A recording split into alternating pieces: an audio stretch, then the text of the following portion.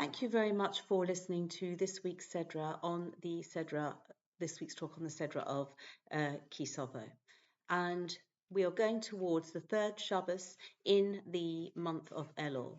And I think that we could call the initiative for this week. We had the first week of Elul, we had the Shema initiative. The second week of Elul, we had the initiative of the social contract, the fallen donkey, and how we create a society of people who are giving and caring about one another as per the Torah's mandate. And the concept of mitzvah goreres mitzvah, that in the huge amount of mitzvahs that we had in last week's Sedra, we don't need to feel overwhelmed because we create a positive energy like a magnet force when we do one mitzvah, which brings another and another and so forth. And I think that this week we can climb every mountain. And the reason that that is the title is that at the end of this week's Sedra, we have the brachot and the klalot, the blessings and the curses that were read out on Har Gerizim and Har Evil respectively.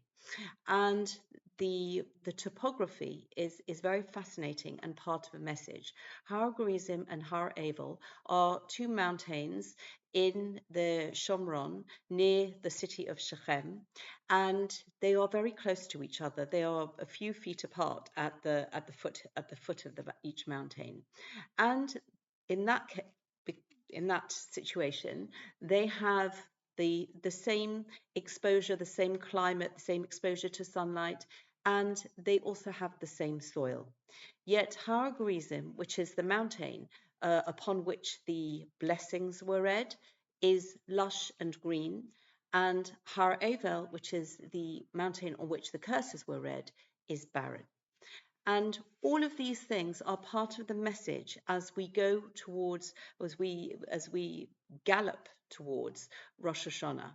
And again, looking at the Sedra, before we get to the mountains, before we get to the brachot and the klalot, if we look at the contents, it begins with the mitzvah of Bikurim, which is a very beautiful mitzvah, glowingly described in the Mishnah of how this fabulous procession went to Yerushalayim in the times of the Bet HaMikdash, and the farmer would put the new fruits in the basket, and he would the animal, the oxen on which which pulled the wagon, which contained the produce, the first produce, that was garlanded with beautiful flowers, and there was music and dancing, and people were invited to join in to watch the spectacle, and all this was to celebrate the first fruits that had now ripened and were ready to be consumed. And rather than just pick them off the tree and think, oh, that's nice, there was a whole to do. The whole community, broader community on this pilgrimage almost to Yerushalayim would come and look and see what all of the lovely sounds and the vibes that were coming out of this joyful occasion. And this really, and the Torah itself, there is a very famous, the Torah tells us a very famous declaration that the farmer had to say when he arrived in Yerushalayim and gave the basket with its contents to the Kohen. And this is the declaration that we actually read in the Haggadah. So we are familiar with it from the Haggadah as well as from the Torah. And this scene of gratitude to Hashem, and the actual declaration itself was a declaration that joined all of the parts of our history, from our fathers going into the land of Egypt, going through the bondage, the shibud in the land of Egypt, and then finally arriving, Hashem taking us out of Egypt, bringing us to the land of Israel, and celebrating, attributing, connecting that this isn't just a random farmer. This is part of the nation, the historic nation of Israel, and connecting all of the points just so that we know that when we come to the land of Israel as promised by Hashem, this is our destiny, and we are celebrating this. And the word celebrate, simcha, actually appears because after the farmer makes his declaration, and the beautiful words in Pasuk 9 of chapter 26, Vayivi'enu el hamakom hazeh, and he, Hashem, brought us to this place, Vayitein lanu es ha'aretz hazos, and he gave us this land, Eretz Zovas Cholav Udavash, a land flowing with milk and honey. Va'ata, and now, Hine Hevesi es Reshis Puri Hadama. Behold, I have brought the first of the fruit of the ground, Asher Nosato Li, that you have given to me. And this is extremely personal. As an individual, when you feel that something has been given to you, then you have a very powerful connection with it. Yes, you're part of a nation, and Hashem has given the land of Israel to the people of Israel. But the farmer who feels that he personally has his own share in the land, that is a very different sensation to being part of a larger number. And then he carries on. He then places it before Hashem, and he bows down before Hashem, his God. And then the words in verse 11, V'somachta v'chol hatov asher nosan lecha Hashem Elohecha, and you will rejoice in all the goodness that Hashem has given to you, Hashem your God, to your house, uleveisecha, Ata, you, v'halevi, and the Levite, v'hager asher b'kirbecha, and the convert that is in your midst.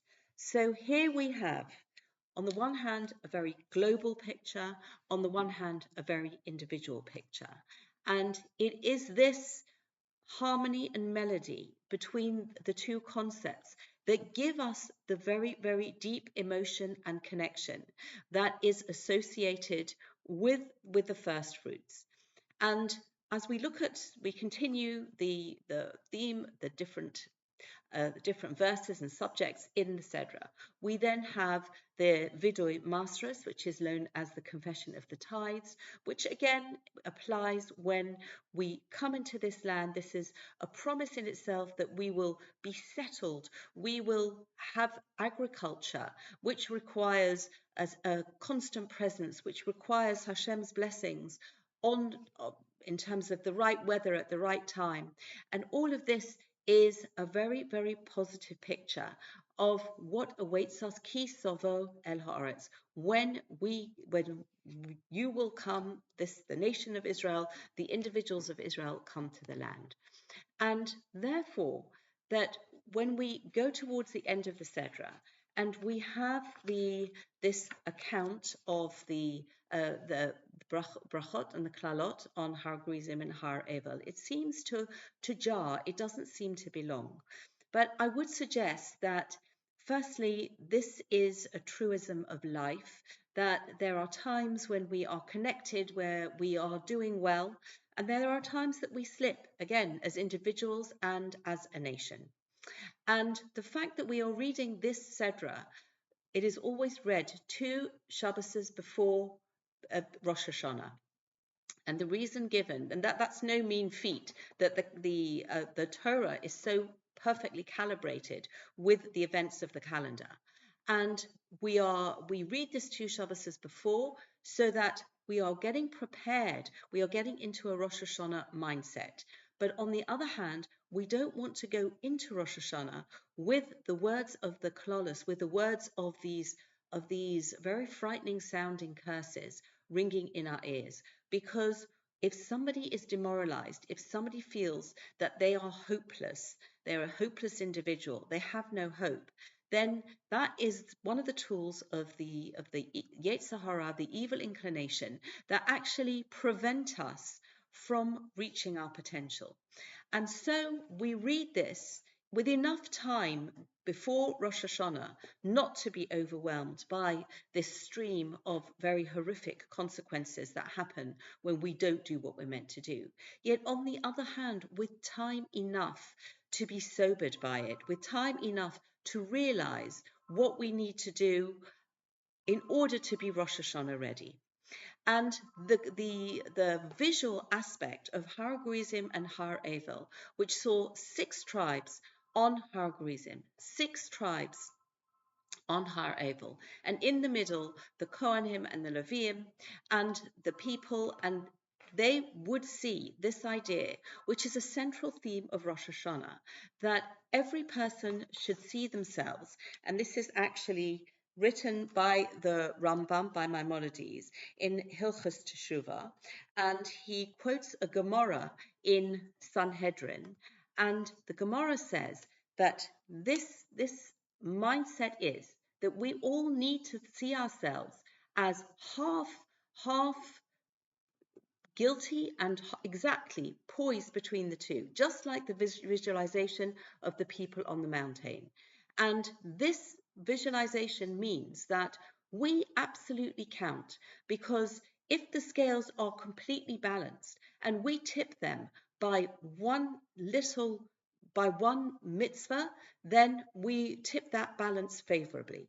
If we tip them by an avera, then just like the looking at that mountain of Har Evel, we tip it into the direction of the klolos. And so this Sedra is helping us with the Bikurim, with the concept of the Maser that we have to give, the Tzedakah that we have to give, and with the brachas and the klolos, that we see this exact equal balance, that we need to perform the mitzvahs, we need to take heed. And we mentioned the simcha that was expressed in the declaration of Bikurim. And we also have, again, this word recurring in the klolos, and there is a reason that we can actually identify in chapter 28, verse 47. Tachas asher lo avadata es Hashem Elohecha b'simcha, uvetuv levov mirov kol. Because you did not serve Hashem, your God, with joy and with a good heart from the abundance of everything. So it is this carrying out of all of the mitzvahs that with simcha, that is the perfect antidote. The simcha that we saw at the beginning of the Sedra, the simcha that we are told categorically that causes the klolos. And then if we look at the concluding words of the Haftorah from Yeshaya, which is chapter 60, and the concluding words really give us that confidence in ourselves and the energy to see ourselves, to, on the one hand, as exactly balanced, on the other hand, to have the confidence to tip that balance for the positive. Va'amech kulam tzadikim, and your people are all righteous. La'olam yirshu eretz, they will inherit the land forever. Netzer mata'ai, the shoot that I planted, ma'aseh yodai lehispaer, my handiwork in which I take pride. And this is also how we conclude the chapters of Ethics of Our Fathers. And saying this verse at the end of the Haftorah, that is a very special way to give us the energy to climb every mountain, to learn all the lessons from the mountains, specifically of Har Gerizim and Har Evel. And please God, be on the way towards being inscribed as individuals and as a community and as all of Yisrael for a good, blessed year. Wishing everybody Shabbat Shalom.